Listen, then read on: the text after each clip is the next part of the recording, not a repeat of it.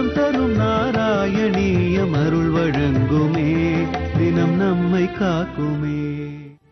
जिष्णोऽस्त्वं कृष्णसूतः खलु समरमुखे बन्धुघाते दयाळु किन्नन्तं वीक्ष्य वीरं किमितमयि सखे नित्य एकोऽयमात्मा को वत्य कोऽत्र कल्दादधिकवदपि यमु नित्यनिजर्पितात्मा धर्मं युद्धं चरेति प्रकृतिमनयता दर्शयन् विश्वरूपम्.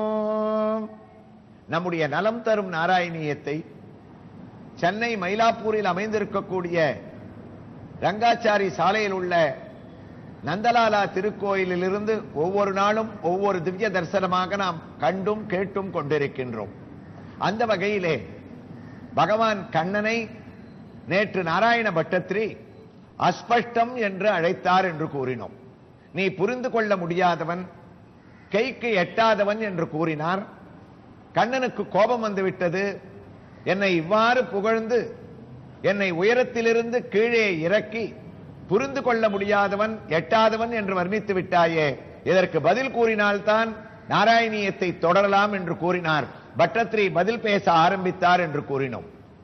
ஆனால் அந்த அஸ்பஷ்டம் என்ற ஒரு வார்த்தையை நாம் இந்த திருக்கோயிலில் இருந்து எட்டாதவன் என்று நாம் கேட்டுக்கொண்டிருப்பதற்கு ஒரு பொருத்தம் இருக்கின்றது. இந்த கோயிலுடைய அமைப்பானது ஒவ்வொரு புறமும் 4 தூண்களாக, கர்ப்பகிரகத்திற்கு 2 புறமும் 8 தூண்களுக்கு நடுவே எட்டாதவனாக இங்கு நந்தலாலா பிரதிஷ்டை செய்யப்பட்டுள்ளார்.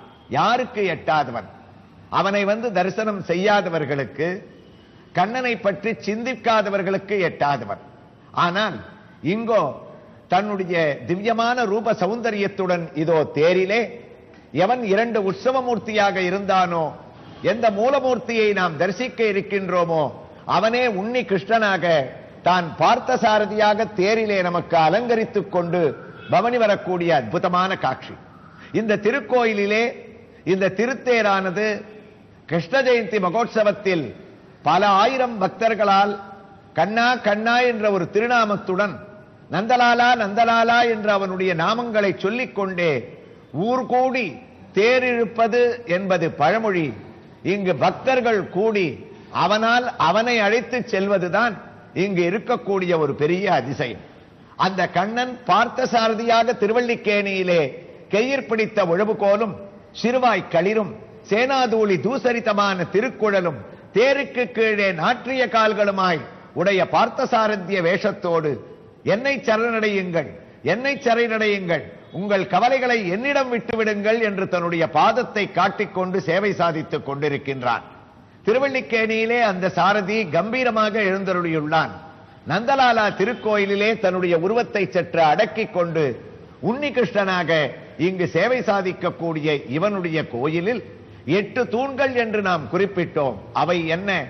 குலந்தரும் செல்வம் தந்திடும் அடியார் படுதுயராயினவெல்லாம் நலந்தரையும் செய்யும் நீல்விசும் வருளும் அருளோடு பெருநிலமளிக்கும் வலந்தரும் மற்றும் தந்திடும் பெற்ற தாயினுமாயின செய்யும் நலந்தரும் சொல்லை நான் கண்டு கொண்டேன் நமோ நாராயணா என்னும் நாமம் என்று ஆழ்வார் எந்த அஷ்ட சித்திகளை அஷ்டாட்சர நாமமான நாராயணனுடைய திருநாமத்தை நாம் உச்சரித்தால் கண்ணனாக வாரி வழங்குவான் என்று பாசுரத்திலே குறிப்பிட்டாரோ, அந்த ஓம் நமோ நாராயணாய என்ற அஷ்டாட்சர மந்திரத்தினுடைய ஒரு பொருளை விளக்கும் விதமாக இங்கு ஒவ்வொரு தூணும் அவருடைய அஷ்டாட்சர மந்திரத்தின் ஒரு எழுத்தாக எட்டாக அமைந்திருப்பது ஒரு அழகு.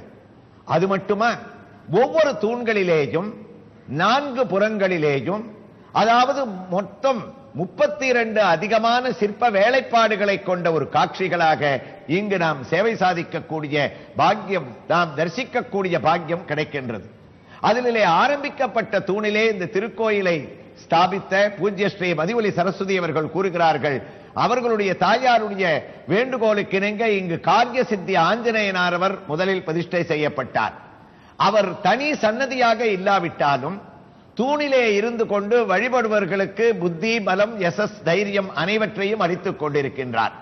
ஐஸ்வர்யத்திற்காக சற்றே கடலை நோக்கி கிழக்கு பக்கம் மகாலட்சுமி தான் அழகே உருவெடுத்த ஐஸ்வர்யத்துக்கு லட்சணமாக அனைவருக்கும் ஐஸ்வர்யத்தை அளிக்கக்கூடிய மகாலட்சுமி இங்கு கோயில் கொண்டுள்ளால் ஒரு தூணிலே. மற்ற தூண்களிலே கண்ணனுடைய காட்சிகள். நந்தலாலாவான கண்ணன் வசுதேவர் தன்னை அழகாக அந்த நந்தகோகுலத்திற்கு தன்னுடைய உத்தரவை ஏற்றி அவனுடைய தலையிலே எடுத்து எழுந்தருளச் செய்யக்கூடிய அழகான உத்தமமான ஒரு காட்சி. அது மட்டுமா, காளிங்க நர்த்தனத்தையும் காணலாம். புன்னை மரத்திலே கண்ணன் அமர்ந்திருக்கக்கூடிய காட்சியையும் இங்கு காணலாம். ராசக்கிரீடையிலே கேசபாசதிருத்த பிஞ்சிகா விதித்த சஞ்சரி மகர குண்டலம். இங்கு ராசக்கிரீடையிலே 1000 கோபிகைகளுக்கு நடுவே கண்ணனாடிய குறவை கூத்தும் இங்கு சிற்பத்திலே உண்டு. அந்த யசோதை அம்மாவை அணைத்துக் கொண்டு அவளுடைய கொஞ்சி குலாவக்கூடிய தாய்ப்பாசம் நிறைந்த நந்தகோபன் குமரனாக நந்த லாலாவாக எவன் கர்ப்ப கிரகத்திலே இருக்கின்றானோ அவனே தூணிலே யசோதை இளஞ்சிங்கமாக இங்கு காட்சியளிக்கக்கூடிய வைபவத்தையும் நாம் தரிசிக்கின்றோம். ஆக அஷ்டமியிலே பிறந்தவன், அஸ்பஷ்டம் என்று எட்டாதவன், அஷ்டாட்சர மந்திரமான 8 வார்த்தைகளுக்கு பிரபாவத்தை ஓம் நமோ நாராயணா என்று அளித்து கூறுபவன். இப்படிப்பட்ட விசேஷங்கள் நிறைந்த இந்த திருக்கோயிலிலே மற்றொரு அழகான அதிசயம். நாம் படப்பிடிப்பிற்காக சென்றபோது ஒரு குழந்தை தன்னை கண்ணனாகவே அலங்கரித்துக் கொண்டு கண்ணனுடைய பாவனத்திலே, அதுவும் நாராயணியத்தை தலையசைத்து கேட்டு அழகாக நர்த்தனம் செய்யக்கூடிய ஒரு வைபவம் நாங்கள் இங்கே பார்த்தோம். நீங்களும் பார்த்துக் கொண்டிருக்கின்றீர்கள். அது மட்டுமல்ல, இதுபோல பல குழந்தைகள் கிருஷ்ண ஜெயந்தி மகோத்சவம் நடக்கக்கூடிய சந்தர்ப்பத்திலே அழகாக வேடமணிந்து கொண்டு தங்களையே மெய்மறந்து ஆடக்கூடிய பாடக்கூடிய காட்சிகளை எல்லாம் கிருஷ்ண ஜெயந்திக்கு வந்தால் இந்த திருக்கோயிலிலே நாம் தரிசிக்கலாம். அது மட்டுமல்ல, நாராயணியத்தை நாம் சிரவணம் செய்து கொண்டிருக்கின்றோம். இங்கு இருக்கக்கூடிய பெண்கள் கண்ணனுடைய வைபவத்தை தாங்கள் படித்து அந்த நாராயணியத்தை முக்கியமான தினங்களிலே இங்கு வந்து முக்கியமான தசகங்களை பாராயணம் செய்யக்கூடிய வைபவமும் இங்கே நடக்கின்றது. ஆக அனைத்தும் கண்ணன். கண்ணன் இல்லாமல் இங்கு நந்தலாலா இல்லை. இப்படிப்பட்ட ஒரு திவ்ய சூழலிலே இவன் பார்த்த சாரதியாக பவனி வந்து தேரிலே அமர்ந்து கொண்டு நம்முடைய நாராயணியத்தை அஸ்பஷ்டத்திற்கு அதிபதியான கண்ணன் பட்டத்திரியனுடைய பதிலுக்காக காத்துக் கொண்டிருக்கின்றான். மீண்டும் கேட்கிறான், என்னை ஸ்பஷ்டம் என்று எழுது, அஸ்பஷ்டம் என்று எழுதாதே, புரிந்து கொள்ளக்கூடியவன் என்று எழுது, அப்போதுதான் எனக்கு பெருமை என்று பட்டத்திரி கூறினான். குருவாயூரப்பா, மறுபடியும் கூறுவேன், நீ அஸ்பஷ்டம் தான், புரிந்து கொள்ள முடியாதவன். ஏன்? கண்ணனுடைய மாயத்தை ஆரறிவார் உன் மாயத்தை என்று ஆழ்வார்களே வர்ணித்திருக்கின்றார்களே. உன்னுடைய மாயத்தை யார் அனுபவிக்க முடியும், புரிந்து கொள்ள முடியும்? இன்றுதானே நான் நாராயணியத்தை தொடங்கி இருக்கிறேனே. சாந்திர ஆனந்த அவபோதாத்மகம் அனுபமிதம் காலதேசாவதிப்யாம் நிர்முக்தம் நித்தியமுக்தம் நிகமசத சகஸ்ரேன நிர்பாசியமானம். இவ்வளவுதானே இதுவரைக்கும் நான் உன்னை புகழ்ந்து எழுதிய வரிகள். முதல் நாளே உன்னை பற்றி எவ்வாறு புரிந்து கொள்ளக்கூடியவன் என்று எழுத முடியும்? முடியாது. அதனால் இன்று புரிந்து கொள்ள முடியாதவன் என்று எழுதுகின்றேன். 100வது நாள் உன்னை புரிந்து கொண்டால் புரிந்து கொண்டேன் என்று வர்ணிக்கின்றேன் என்று கூறினாராம். அதனால் அன்றோ நாராயணியத்தின் கடைசி தசகம் அக்ரே பஷ்யாமி அக்ரே பஷ்யாமி, பூரணமான கிருஷ்ண தத்துவத்தை புரிந்து கொண்டேன். கிருஷ்ணன் பூரணத்துவம் நிறைந்தவன், அவனுடைய தரிசனத்தை அடைந்தவர்கள் அனைவருக்கும் ஸ்பஷ்டமாக இருப்பவன் என்று 100வது நாள் கூறினார். ஆனால் இன்றோ பட்டத்திரியனுடைய பிடிவாதம். எவ்வளவு குருவாயூரப்பன் எடுத்து கூறியும் அவன் அஸ்பஷ்டம் என்ற வார்த்தையை இந்த முதல் ஸ்லோகத்திலே மாற்றுவதற்கு தயாராக இல்லை. அதனால் அடிக்கடி பக்தர்கள் குருவாயூரிலே சொல்லுவது உண்டு, நாராயணியத்தில் பட்டத்திரியனுடைய வாதரோகத்தை விட, அதாவது வாதம் என்ற அந்த வியாதியை விட அவனுடைய பிடிவாதம் இந்த 100 நாட்களும் கண்ணனிடத்திலே போட்டி போட்டுக் கொண்டு ஓங்கி இருந்ததாம். அவன் ஸ்பஷ்டம் என்று எழுது என்று சொல்லிக் கூட பட்டத்திரி மறுத்துவிட்டார். அஸ்பஷ்டம். ஏன்? நீ புரிந்து கொள்ள முடியாதவன். ஆழ்வாருடைய வார்த்தைகள் நமக்கு ஞாபகத்திற்கு வருகின்றது. வந்தாய் போலே வாராதாய், வாராதாய் போலே வருவானே. கிருஷ்ணா, நீ வருகிறேன் என்று சொன்ன இடத்திற்கு வரமாட்டாய். நீ வருவாய் என்று எதிர்பார்க்காத இடத்திற்கு சென்று கண்ணனாக நீ திவ்ய தரிசனத்தை திடீரென்று அளிப்பாய். அதுபோன்று உன்னை எவ்வாறு நான் நம்புவது? மாய கண்ணன் நீ. வந்தாய் போலே வாராதவனாகவும் வாராதாய் போலே வருபவனாகவும் இருக்கக்கூடிய உன்னை ஸ்பஷ்டம் என்று நான் முதல் நாள் எவ்வாறு சொல்ல முடியும்? அஸ்பஷ்டம் என்று கூறினாராம். குருவாயூரப்பனுக்கும் பிடிவாதம்.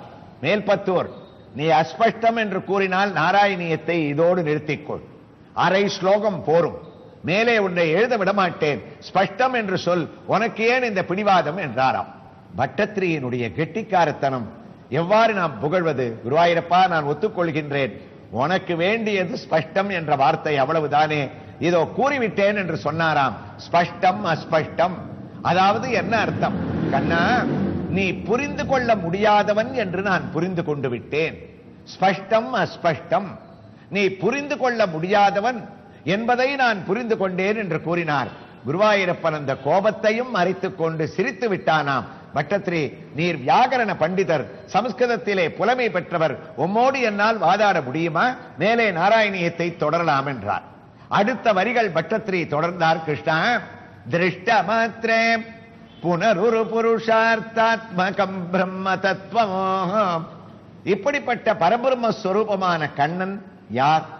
திருஷ்ட மாத்திரே, தான் பார்த்த மாத்திரத்தில் அவர்கள் கேட்கக்கூடிய பலன்களை மட்டுமல்லாமல் அவர்களுக்கு எது தேவையோ அதை கண்டிப்பாக அளிக்கக்கூடியவன். திருஷ்டமாத்திரே ஒரு புருஷார்த்தாத்மகம். வேதங்கள் எதை கண்டதோ, உபனிஷத்துக்கள் எதை கண்டதோ, ஆச்சாரிய சிரேஷ்டர்கள் எதை கண்ணனாக வர்ணித்து ஆனந்தத்தை அடைந்தார்களோ, எந்த கண்ணனை இந்த நந்தலாலா கோவிலிலே நாம் அழகான ரதத்திலே பார்த்த சாரதியாக கண்டு கொண்டிருக்கின்றோமோ, அவ்வாறு பலர் பார்த்தும் பார்க்கப்பட இருக்கின்றும் நமக்கு அனுகிரகத்தை மந்தகாசத்தோடு வாரி வழங்கக்கூடிய கண்ணன் திருஷ்டமாத்திரே, பார்த்த மாத்திரத்தில் நமக்கு அருளை வழங்குவானாம். அதாவது பார்த்த மாத்திரத்தில் என்பதற்கு இரண்டு விதமான அர்த்தங்கள் உண்டு. ஒன்று, நாம் அவனை பார்த்த மாத்திரத்தில், அதான் நாம் பக்திக்கு சொல்லக்கூடிய பாவம். நம்முடைய கண்கள் படைத்த பயன், நாம் கண்ணால் பகவானை தரிசிக்க வேண்டும். அதனாலன்றோ நம்முடைய நலம் தரும் நாராயணியத்தில் வெறும் காதுகளிலே மட்டும் நாராயணியத்தை கேட்டுக்கொண்டு இருக்காமல் ஒவ்வொரு கோயிலாக சென்று அந்த கோயிலிலே இருக்கக்கூடிய கண்ணனையும் நாம் தரிசித்துக் கொண்டிருக்கின்றோம். அந்த பதத்திற்குத்தானே திருஷ்டமாத்திரே என்று பெயர். கண்களால் பார்க்க வேண்டும், அவனுடைய திவ்ய தரிசனத்தை அடைய வேண்டும்.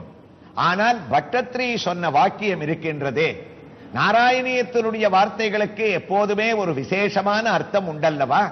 குருவாயூரப்பா, திருஷ்டமாத்திரே என்று நான் குறிப்பிட்டதனுடைய பொருள் என்ன? நாங்கள் உன்னை பார்க்க வேண்டும் என்று அர்த்தம் இல்லை. அப்படி பார்த்தால் எவ்வளவோ வயதானவர்கள் குருவாயூருக்கு வருவார்கள், பார்வை சரியாக தெரியாதவர்கள் குருவாயூருக்கு வருவார்கள். நீயோ உன்னுடைய கர்ப்ப கிரகத்தில் பெரிய உருவமாக இருந்தால் பரவாயில்லை, சிறிய உருவமாக 1.5 அடி சிலாரூபத்திலே இங்கு இப்போது தேரிலே எப்படி காட்சி கொடுத்து கொண்டிருக்கின்றாயோ அதே சிறிய உருவத்தோடு இருக்கின்றாய். அப்போது வயதானவர்கள், பார்வை தெரியாதவர்கள் உன்னுடைய கர்ப்ப கிரகத்தை நாடி, கிருஷ்ணா, குருவாயூரப்பா, நீ எங்கிருக்கிறாய் என்று உன்னை தேடினால், மின்சார வசதிகளோடு உண்டான வழக்குகள் உன்னுடைய சன்னதியிலே நீ அனுமதிக்கவில்லை. நல்லெண்ணெய் தீபங்களை சேர்த்து 2 புறமும் தீபங்களால் ஏற்பட்ட ஒரு வழக்குகளுக்கு நடுவிலே உன்னுடைய மேனியை மறைத்துக் கொண்டு ஒரு புறம் தெச்சி மாலை, ஒரு புறம் மந்தார மாலைகளோடு நீ காட்சியளிக்கின்றாய். அப்போது இவர்கள் பார்வை சரியாக தெரியாமல் தலையை தூக்கி கையை வைத்து, எங்கே குருவாயூரப்பன், எங்கே குருவாயூரப்பன் என்று அவர்கள் உன்னை தரிசிக்க முடியாமல் வெளியில் வந்து, இவ்வளவு தூரம் வந்து குருவாயூரப்பனை தரிசிக்க முடியவில்லையே என்று அவர்கள் கவலைப்பட வேண்டாம் என்பதற்காக நாராயணியத்தில் முதல் ஸ்லோகத்தில் இந்த வார்த்தையை எழுதியிருக்கின்றேன். திருஷ்டமாத்திரே என்றால் என்ன பொருள்? குருவாயூரப்பா, அவர்கள் உன்னை பார்க்க வேண்டாம், நீ அவர்களை பார்த்து விடுவாய். நீ வேண்டுவது குருவாயூரிலே வந்து அவர்கள் பாதத்தை பதிக்க வேண்டும், உன்னுடைய சன்னதி எதிரிலே அவர்கள் நிற்க வேண்டும். அவ்வாறு நின்றால் உன்னுடைய திவ்ய தரிசனம் கிடைக்காவிட்டாலும் பரவாயில்லை, கவலைப்பட வேண்டாம். உன்னுடைய 1000 கோடி சூரிய கிரண அருள் பார்வையானது அவர்கள் பேல் பட்டுவிடும். அதற்குத்தான் திருஷ்ட மாத்திரே ஒரு புருஷார்த்தாத்மகம் பிரம்ம தத்துவம். அப்படி நீ பார்த்த மாத்திரத்திலேயே எங்களுக்கு அருளை வழங்கக்கூடிய நீ என்னென்ன பலன்களை அளிப்பாய்? நீ குருவாயூரிலே எந்த ரூபத்திலே இருக்கின்றாய், அதனால் எங்களுக்கு என்ன பலன் என்று அடுத்து வரக்கூடிய வரிகளிலே நந்தலாலா திருக்கோயிலிலே இருக்கக்கூடிய மூலமூர்த்தியை கம்பீரமாக நாம் தரிசித்துக் கொண்டு அங்கிருந்து நாராயணியத்தை தொடர்ந்து கேட்கலாமா?